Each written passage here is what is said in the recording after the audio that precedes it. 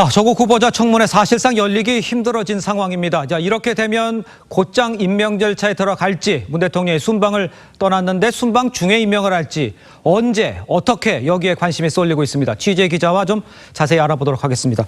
자, 유병수 기자, 먼저 청문회가 무산될 위기에 처한 이후 이제 증인을 어떻게 채택하냐, 여기서 문제가 있었는데 협상의 여지가 전혀 없었어요, 막판에도?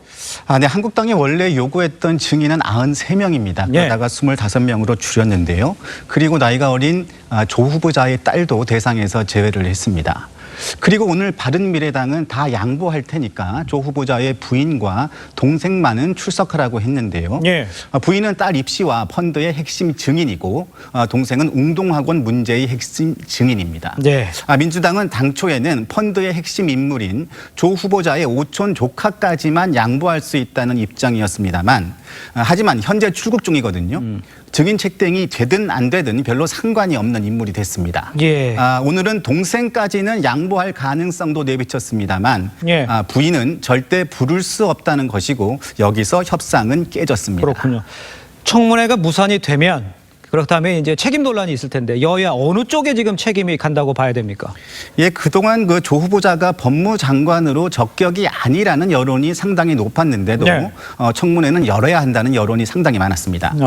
민주당은 야당이 안 하겠다는데 국민에게 맡기는 명분으로 국민청문회 카드, 이걸로 책임 논란을 피해갈 심산으로 보입니다. 그렇군. 한국당은 증인 없는 청문회는 할 수가 없으니까 예. 청문회를 미루자는 입장인데 여당이 받아들이지 않으면서 예. 청문회 거부가 한국당 입장인 것처럼 세간에 전해지고 있는 게 부담 요인입니다. 그렇군요.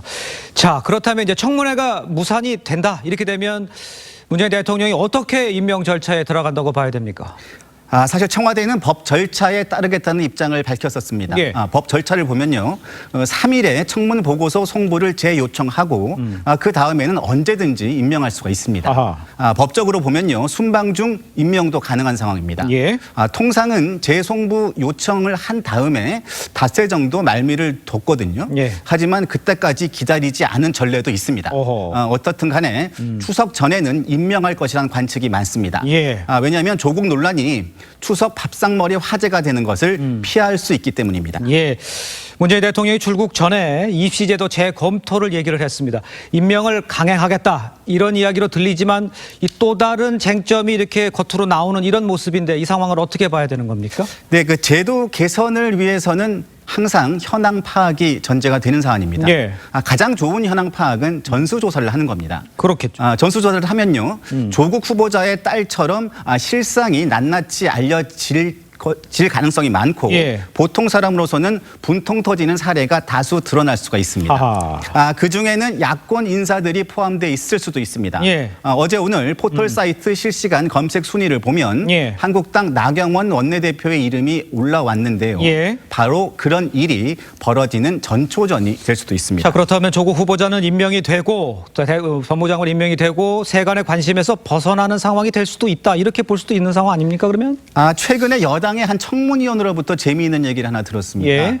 조국 후보자는 청문회가 열리면 각종 논란에 대해서 사과를 하면서 예. 서울대 교수직 사임 의사를 밝힐 계획이었다고 합니다. 내려놓는 모습으로 사과의 진정성을 보이는 것으로 예. 달궈진 여론을 식히는 방안인데 예. 청문회 무산이 확정되면 다른 방법으로 이 방안을 발표할 가능성도 높습니다. 조금 저희가 집중해서 지켜볼 상황인 것 같습니다. 지금까지 유병수 기자였습니다. 잘 들었습니다.